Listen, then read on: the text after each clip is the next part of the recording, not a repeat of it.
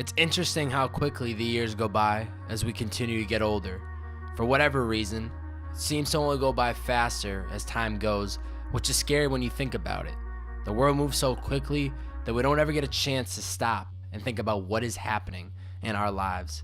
For me, 2017 was about keeping my head down and doing what I needed to do.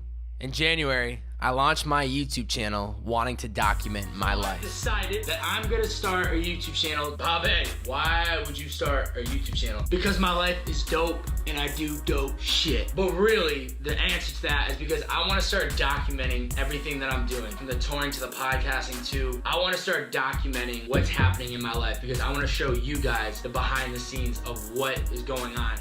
I also went to Los Angeles for the first time in years, which was absolutely amazing.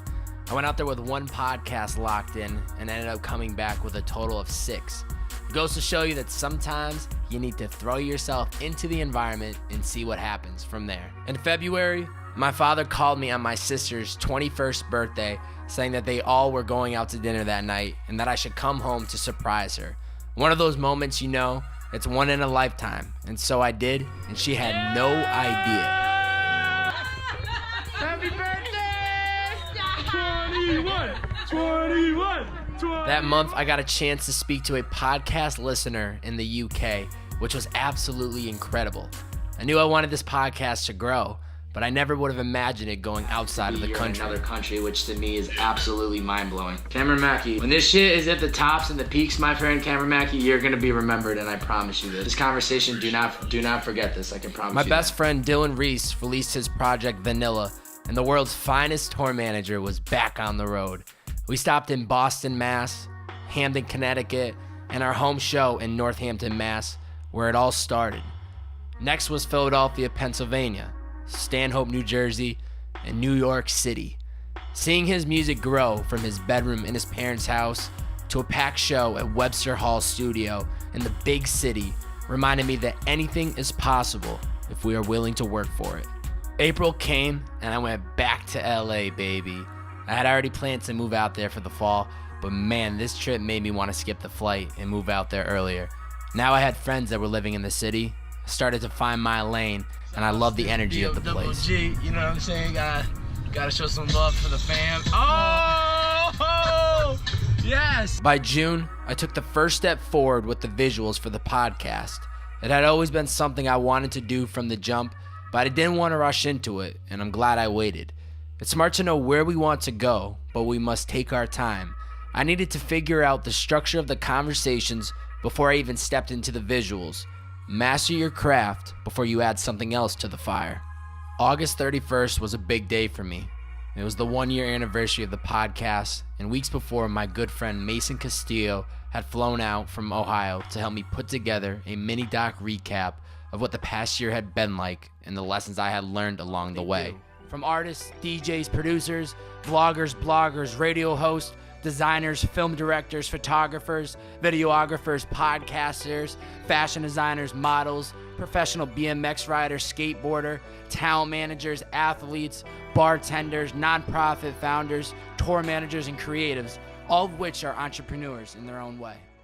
To me, this was a huge milestone because I had stayed committed to the vision and produced every single week as I promised myself.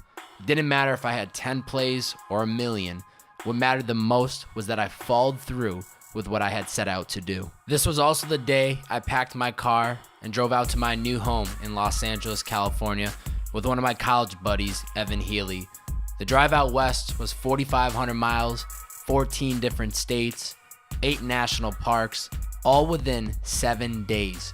We slept in the car for 5 nights of the trip, and it was a grind, but man, was it a beautiful drive. For sure wasn't happy about the speeding ticket I got. How do you feel? Pay attention to the speed. But all in all, that was a trip I had dreamed of doing since I was a kid. After a 2-week pause on the podcast, I got back to it in our new studio. I'd be lying if I said I wasn't overwhelmed at first, because I didn't know who the next couple guests were going to be, but things slowly fell into place with time. Not only is this city beautiful, but it is also filled with talented and passionate people who fit greatly on the project.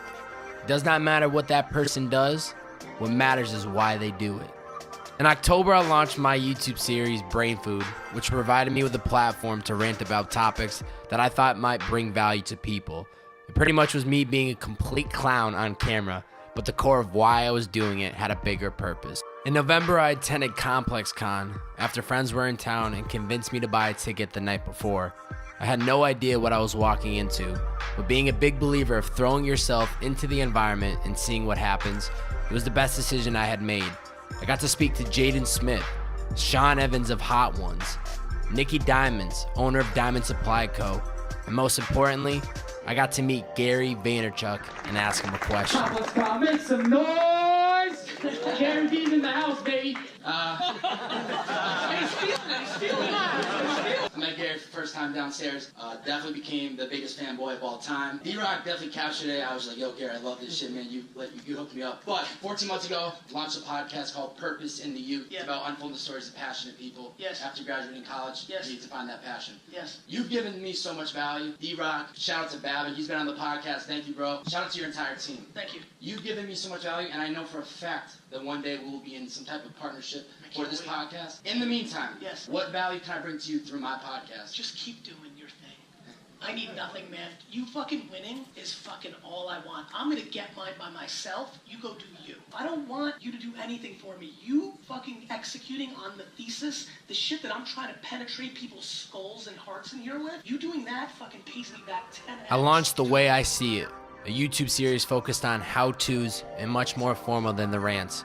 It was a place where I could list out the steps of the way I would approach something. In December, for the first time in my life, I celebrated my birthday in warm weather. It felt great, and so did the number 24. I also began the Journey series, which is a simple vlog that I shoot every Sunday and release it on Mondays, solely to capture what the past week has been like. I'm a huge believer in documenting the journey, and it only felt right to hopefully give insight to anyone that is watching what my life has been like week by week. 2016 was about finding myself, and I took a leap of faith not knowing where it would take me after graduating college. 2017, I kept my head down, focused on what I needed to do, and I made it to LA. 2018 will be the year that all the pieces of the puzzle come together. I know what I need to do. It is all about patience and playing my cards right. Ladies and gentlemen, the party is just getting started.